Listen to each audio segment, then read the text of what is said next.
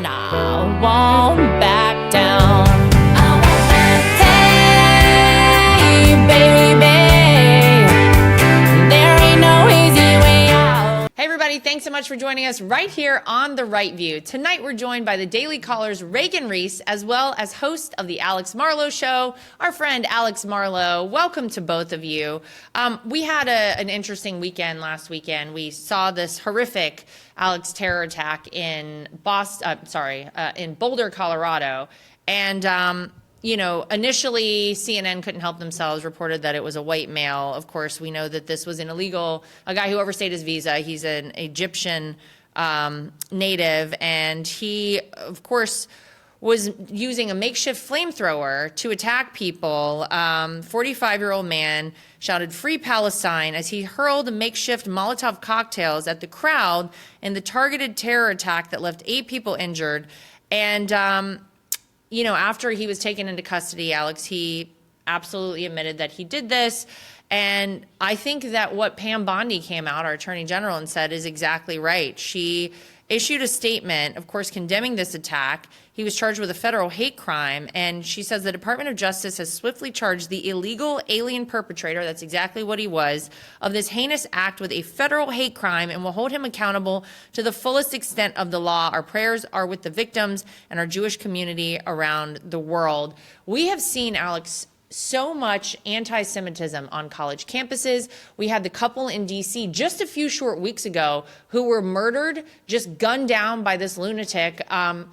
We are seeing more and more of this stuff happening, and I'm just wondering if at any point any of these people on the left are going to come out and finally realize the hornet's nest that their silence in a lot of ways has created. But this is unacceptable, and it's kind of shocking, I think, that these things are continuing to happen in America.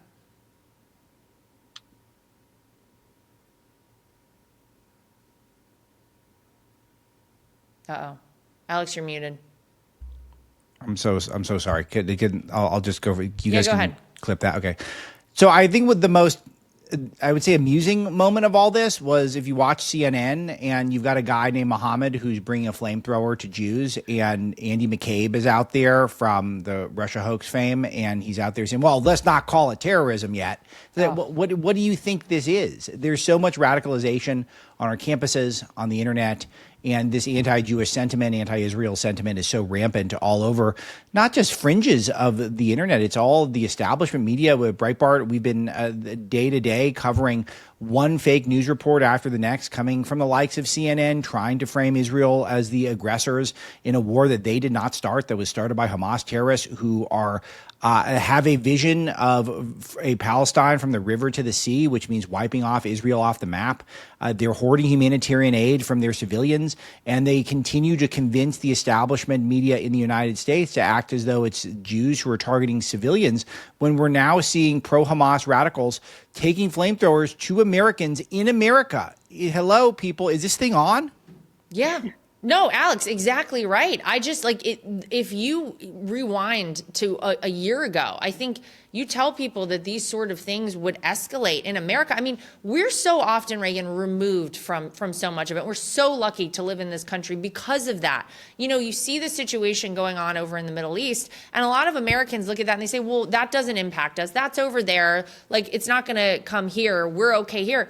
We're not okay here anymore because these things are coming to American soil. They're happening right now. And I mean, look, there's enough blame to go around. Of course, President Trump says, well, look, Joe Biden had the border wide open, and this guy overstayed his visa. There are a lot of these people who have, terrorist intentions, who are coming to America, who've been in America now for years, thanks to Biden and his weak border policies. But you can't allow these things to happen. I'm so happy we have an attorney general who is going to ensure that this person is held accountable. But maybe the damage is already done, because I don't know that this will be the end of it. It seems like these are kind of copycat type of things. Yeah, I mean, looking back at the murders in DC, those were just blocks away from the White House, right here, just blocks away from the White House Correspondents Association and the president. And so for all of these reporters to be downplaying these attacks on the Jewish community, I really would have thought that that attack in DC would have been a wake-up call. That would have been the one that's very chilling, that is right near you. And instead, with this very fast news cycle that we have, we just moved on. And then there's another attack in Boulder, Colorado, and the media is already making excuses for this terrorist and downplaying the attack. And it's quite sickening just on a human level. And there's nothing wrong with being a journalist and being human and feeling the emotions that these attacks are and just explicitly saying, hey, this is wrong. One thing I do want to bring to your attention is in Colorado, just a month before, they passed sanctuary city protections for illegal immigrants. A month before this attack and then this terrorist attack, he is a illegal immigrant. And so that's something I plan on as a White House correspondent, asking the administration about what their thoughts are on that, how they plan on, targeting maybe these sanctuary cities and going after them and putting an end to that. And I think, they're probably going to have a good answer, and we're going to get some answers on that for everyone. So, that's something we're going to be diving into to keep this story in the news cycle. Yeah, you're right. People just they're like, oh, we'll just move on. Let's see what the next viral TikTok nonsense is. These are real people's lives, and it's really scary. I think that we're continuing to see this sort of thing happen again in the United States of America. Thank God, Alex, we've got a president who is fighting for this country, who is fighting to protect Jewish students on campus, who is fighting for every single American to have the freedoms that we all deserve. He's also fighting for the steel workers. He went to Pittsburgh, Pennsylvania on Friday last week, and he told the U.S. steel workers, you're going to stay an American company. This is important stuff because there was a deal made with a Japanese company to basically remove U.S. Steel, which has been, American. It's U.S. Steel after all, for good from America. He says that America U.S. Steel will keep its headquarters in the great city of Pittsburgh, and he explained that the planned partnership between U.S. Steel and Nippon Steel would create at least 70,000 jobs and add $14 billion to the U.S. economy. So before President Trump got involved, this was just going to be a loss for America. He used the Defense Production Act of 1950 to prevent the Japanese from fully acquiring U.S. Steel. This is what a great president does. This is what a great leader does. The damage that I think this would have ultimately done to America, of course, no one else is paying attention. Donald Trump is. Thank you for that. He also increased tariffs on steel imports from 25 to 50%, because guess what? He wants people to start buying American steel, other countries to start importing what we make here. Had we not done this, Alex, it really would have long-term, I think, weakened this country. We've got to make things here. Just from a national security standpoint, something like this is so important. And I know all of those steel workers were very happy to see President Trump, but to hear this great news, Alex. So this is a really tricky one, Lara, because U.S. Steel, Nippon Steel has had its eye on U.S. Steel for 18 months. It's been trying to buy U.S. Steel, and U.S. Steel has been struggling and needs investment. And for whatever reason, we don't feel like that there's enough American investment available, that Japan's better off investing. But they're not looking just to make money. They're looking to get access, information, leverage. There's something going on there that I don't fully understand, but Donald Trump sees opportunity where other people would feel intimidated or perhaps angered even.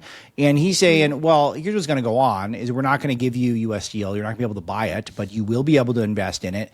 And he's going to have to assure that there are safeguards in place so that if there is a president who is less savvy in the future, a President Buttigieg or a President Harris, we got to be careful. Please don't speak it into truth, Alex. Jesus. Yeah, but we got to be careful about this together. because this is going to be a deal that's going to last for decades. And he's got some carve outs that I know that are really important. So he's got this golden share phenomenon where the U.S. is going to control the board.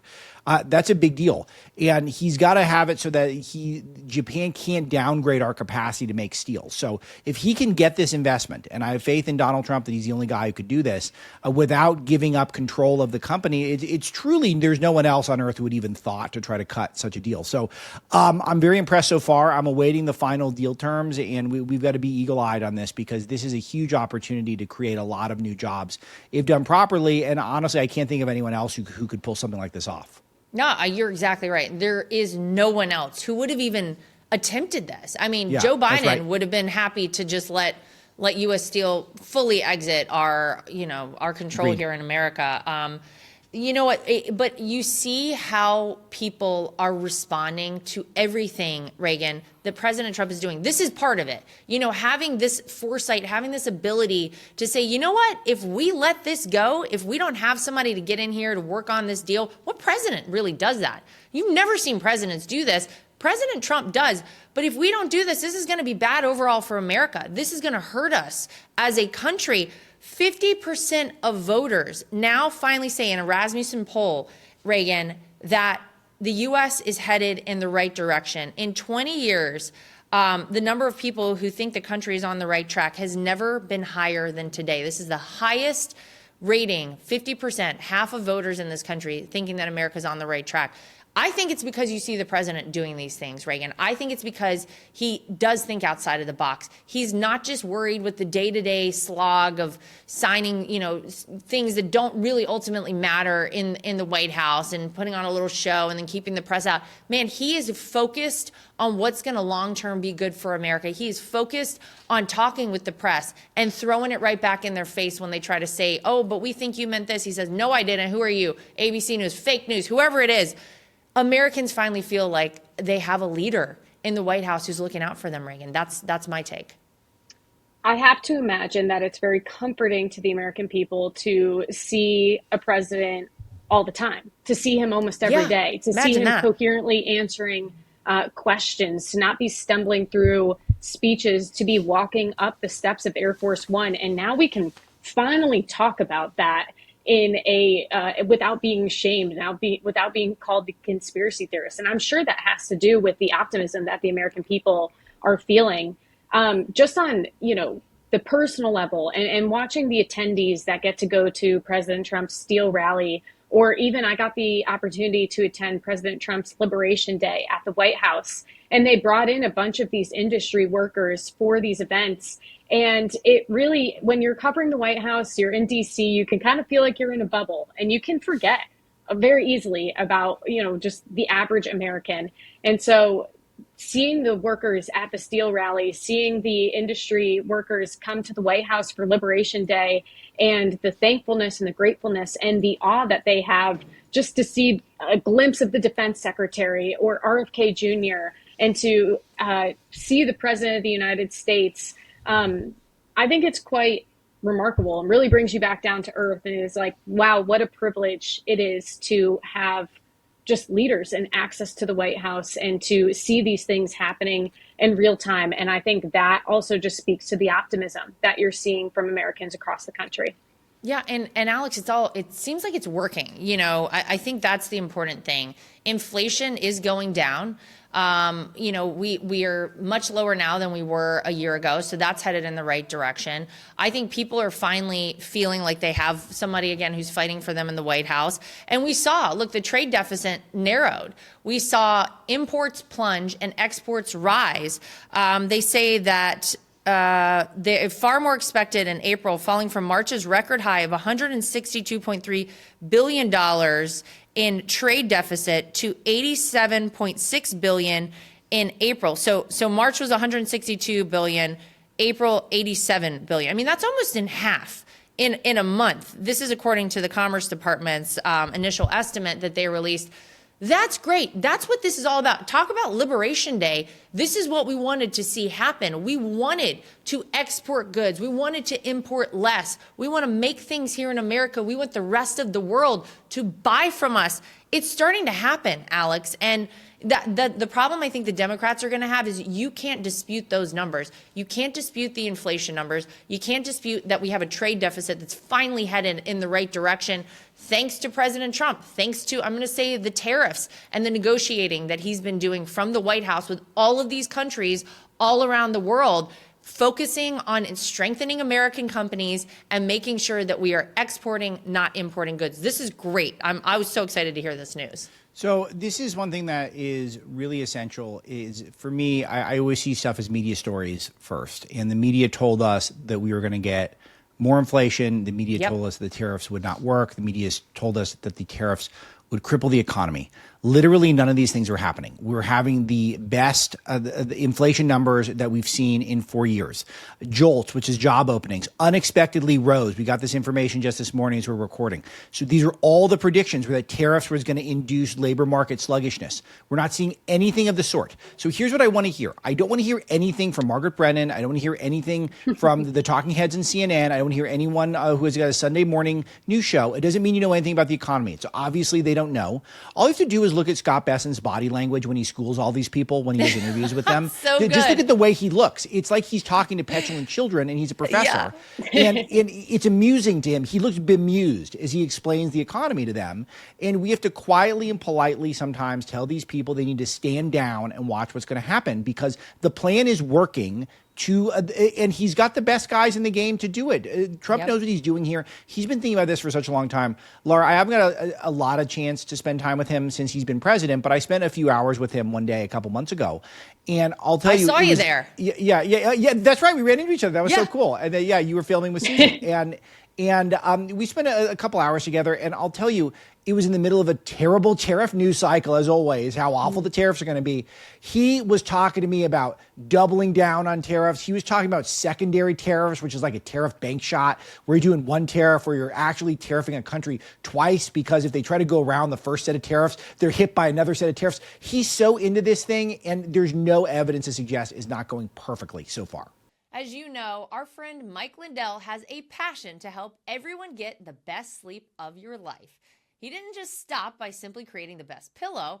Mike created the best bed sheets ever. They look and feel great, which means an even better night's sleep for me, which is crucial for my busy schedule. Mike is offering the best deal on his Giza Dream bed sheets. Any size, any color, just $49.98. That's right, you can even get queens, kings, split kings, and California kings. Any size, any color, just $49.98. Order now, because when they're gone, they're gone. Also, for a limited time, when your order is over $100, you will receive $100 in free digital gifts. Call 1-800-624-3945, use promo code LARA, or go to mypillow.com and make sure you use the promo code LARA for the amazing offer of $49.98 on the Giza Dream Sheets, any size and any color. Number again is 1-800-624-3945. Yeah, it's so great. It's so different too from the first term. There was so much good stuff in the first time. I never want to downplay that, and I get very excited about right now just because it feels different. I think it feels different to the entire world, but certainly for those of us in our family, it feels different now, and it's great. Donald Trump is fully on offense. He is just handing these people their asses, quite frankly. They don't even know what to do. The liberal media can't keep up with him. The Democrats can't keep up with him. Because, Alex, you're right. So much of this stuff is working. China is probably our greatest threat. I think I have worried about China for years. Obviously, Donald Trump was the first person to start talking about China. During his announcement for his candidacy in 2015 in Trump Tower, a lot of people said that's crazy. There's nothing to worry about with China. Well, I think there is a lot to worry about with China. And we've seen that they've had this kind of back and forth on the tariffs. On Friday, the president posted on Truth Social that China had not held up their end of the tariff deal. And he says at the end of this, he says, so much for being Mr. Nice Guy, which I absolutely loved, because if they thought that Donald Trump was just going to cave on this, absolutely wrong. Donald Trump is going to double and triple down. Alex, as you're just saying, he's got a plan, and it sounds like this week maybe Xi Jinping is realizing that you can't play this kind of game with Donald Trump, because the reports are that they're going to have a conversation, that, you know, they want to talk it out. You're never, Reagan, going to outsmart and outfox Donald Trump. And whether it's with the overall tariffs, or I think probably our trickiest one is going to ultimately be with China. He's saying, nope, you guys didn't hold up your end of the deal. I'm not going to be Mr. Nice Guy anymore. And guess what? Xi Jinping's like, maybe we should have a phone call. It plays right into his hands. It's beautiful. I love to see it. I love those Truth Socials. They make me laugh. I think they are so relatable. They're it's great. Like something that you want to truth out or tweet out or whatever, and your boss will be like, no, you can't say that. I love it. I think they're so He's like, I'm doing it honest. anyway.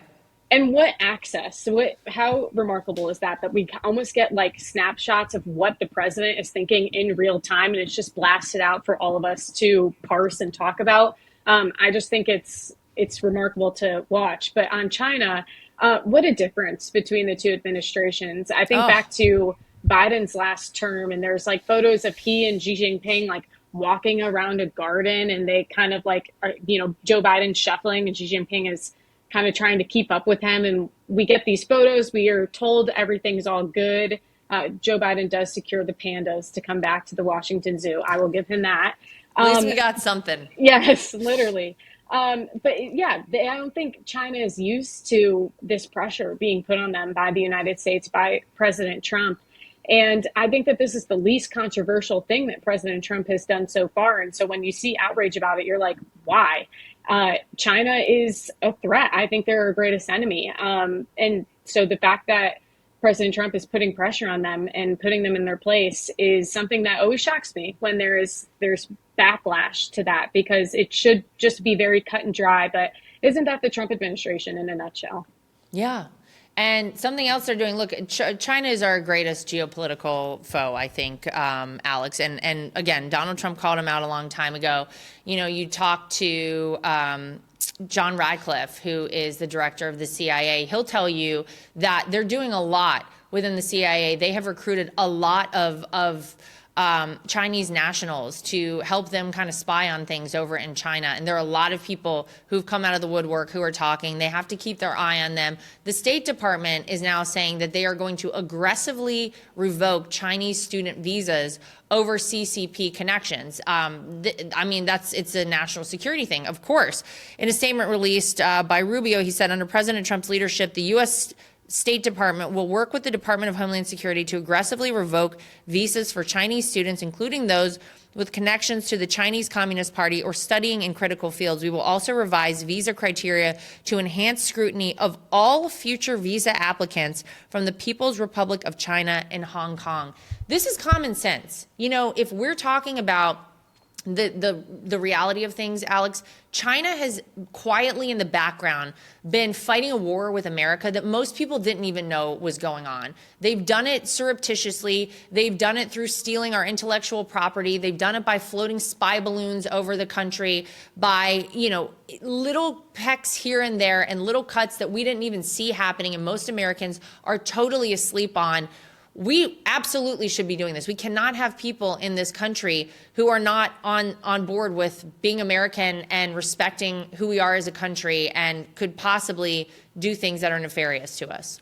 So this is really interesting because this is going to be the hardest part of Trump's portfolio right now. I'm convinced of it, and it's very multi-layered. And there's a couple of problems that we got here. Is first of all, we're still somewhat dependent on China for rare earth minerals at the start, and so we're working on our own. We're coming up with other ways to get some, but it's not something you just flip a switch and it's on overnight. So we don't want any restrictions on that. And China knows they've got leverage, and they also have something where they're very unreasonable to deal with in the sense that they don't really tolerate any sort of meanness.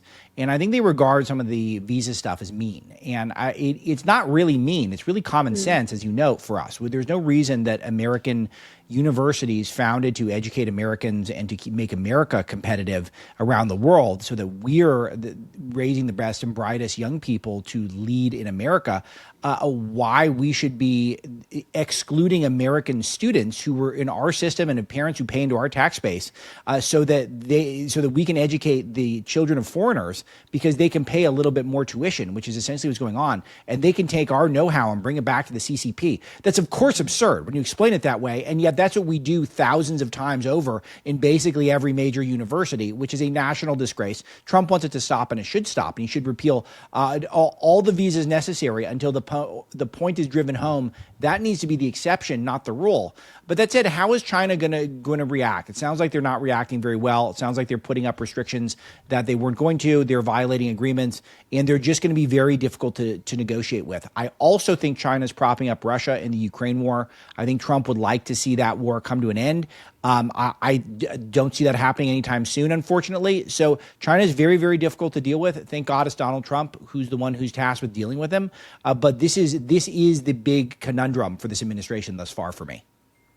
Yeah, it's. I think it's going to be our toughest battle that we're going to face. I mean, you're right. We want to end the war between Russia and Ukraine. We want to see an end to the situation in the Middle East. But it's funny because when Barack Obama left office and in 2017, he spoke to President Trump. And, my father-in-law has been very open about this. And he said, look, the toughest thing you're going to have to deal with will be North Korea. That'll be your biggest challenge, because apparently it was the biggest challenge for President Obama. So what did Donald Trump do? He said, you know what? I'm going to go straight to the source. And he actually went and walked across the DMZ and shook hands with Kim Jong-un of North Korea. He went straight to the source and said, you know what, I'm going to get rid of this issue right now. Now, nothing's perfect. Obviously, they've had 4 years to do whatever the hell they've been doing over in North Korea with all of their crazy weapons and stuff that have, they're launching that are failing. But nonetheless, Donald Trump said, you know what, I'm gonna study that, and I'm gonna make sure I get that under control. He got rid of ISIS, if you recall, during the first term in office. He asked his generals, he said, what's going on? Why can't you guys tackle this group of people? What's the problem? They said, oh, sir, it's because we have to go through so many different layers of things whenever we want to, attack, whenever we find these people. And he said, you know what?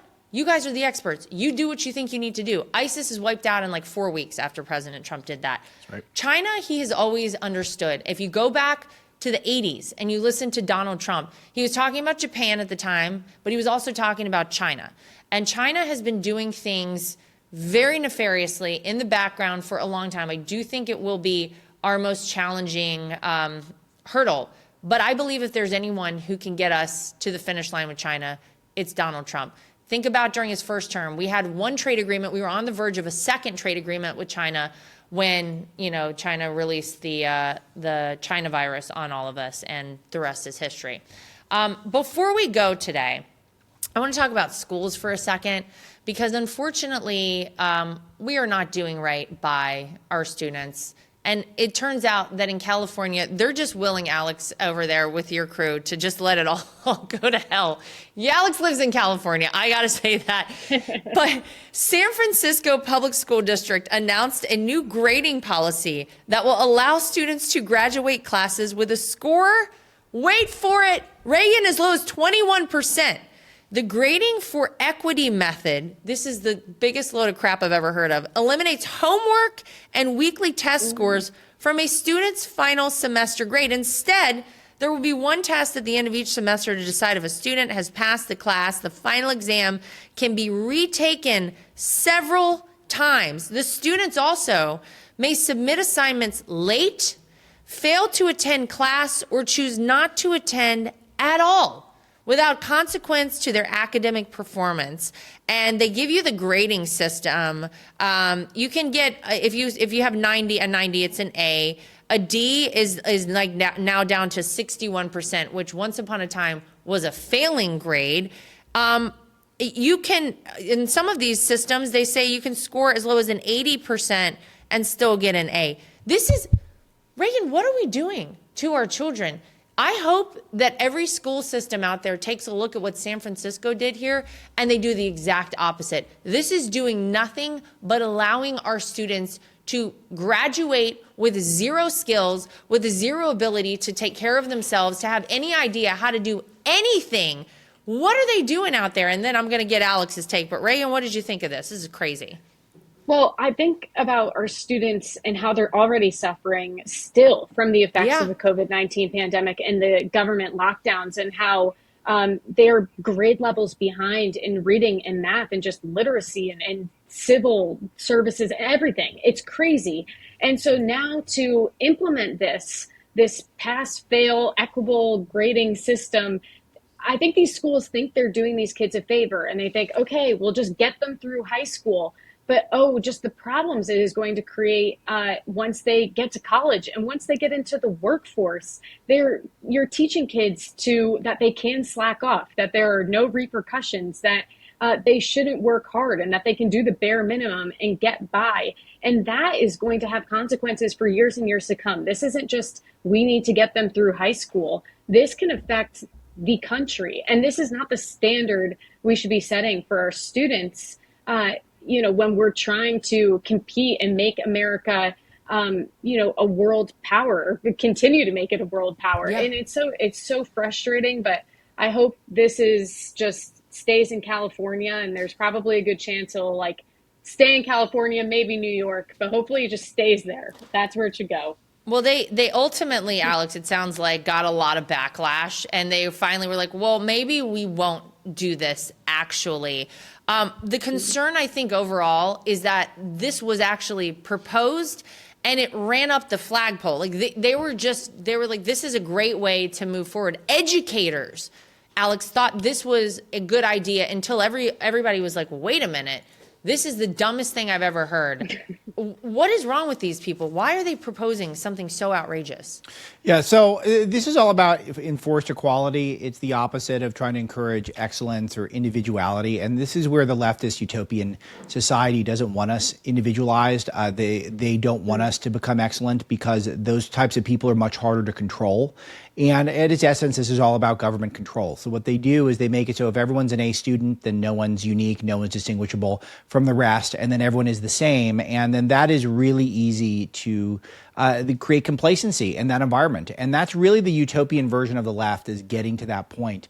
And just know that that's where it comes from. These are just people who are Marxists, who are steeped in that. And that's always been the goal, is not excellence. It's not differentiation. It's not individuals. It's not excellent people. It's not it's not families. It's all about government control of young people so that they can do what they please. And that is what this is about. But I'll tell you, it's noteworthy how in this latter stage of the woke moment, you're seeing various localities, various companies that you run one way or the other. There's a lot of, you saw Target is not doing as much Pride stuff, but Sesame Street is tripling down on Pride. And that's for kids. That's targeted kids, which is a massive outrage, where you've got Sesame Street doing Pride pandering, which is that is grooming children. So Sesame Street, with government funded for young kids, is grooming kids. So you think it's over. It's not quite over. Right after the election in 2024, when, everyone's throwing up their hands, it's Donald Trump's America. Not so fast. LA actually made wider spread sanctuary city policies where they were trying to enforce fewer laws. The exact stuff that made them lose the election, or the Democrats lose the election, some of them, the message has not been completely permeated the leftist establishment. So when you're in single party areas like LA or San Francisco, then you're going to keep seeing this stuff. And it's important just to talk about it and to warn friends and family members to stay as far away as you can. I think that's the key. And you've seen so many people leave. I mean, so many people left New York sort of at the end of COVID, that, congressional seats were lost and they were increased in guess what states, in Florida and Texas. People are getting out of these places. But the sad thing is there are students who are kind of stuck here. And what's interesting is I was scrolling somehow I found myself scrolling through some sort of a Reddit kind of feed. And there was this teacher who talked about his experience of being a teacher in one of these school districts. He said, basically he taught in an inner city school. And he said, I'm tired of pretending that the problems are not there. He said that basically these kids had complete disrespect. They would or wouldn't show up to class whenever they decided it. They are just left and right dropping F-bombs to the teacher, telling the teacher that they don't care, dancing and twerking on tables whenever kids are supposed to be learning. But imagine you're a kid who wanted to actually learn. He said there were a handful of these kids. One of them got into Stanford, and the guidance counselor was saying, no, don't go to Stanford, go to Grambling University, because that's actually where you should be. As an African-American student, you should go and kind of support a college like that. Don't go to Stanford. He said the whole thing was so upsetting. This is more of what we're going to see happen until people are willing to really speak out. I give this teacher a lot of credit. It was on Reddit, so I mean, I'm sure his image was disguised and whatever. No one knows who it is. But this is the kind of thing people need to hear more of, and we need to get. This is why the Department of Education, I think, absolutely, we want it abolished. We need to bring, we need to bring it back to the parents and local. Get people involved. Learn what's going on in your schools. The kind of things this teacher wrote about, I actually found horrifying. And I think it probably happens more often than not in these inner city schools. You're stuck there. If you can't move out, if your family can't afford to leave, that's where you're going to get educated. And it is an absolute shame that we see those things happen. So listen, Reagan and Alex, you guys are the best as always. Thanks for spending a little time with us. To everybody at home, make sure you like, subscribe, share, and follow. And we'll see you back here next time for more of The Right View. And I won't back.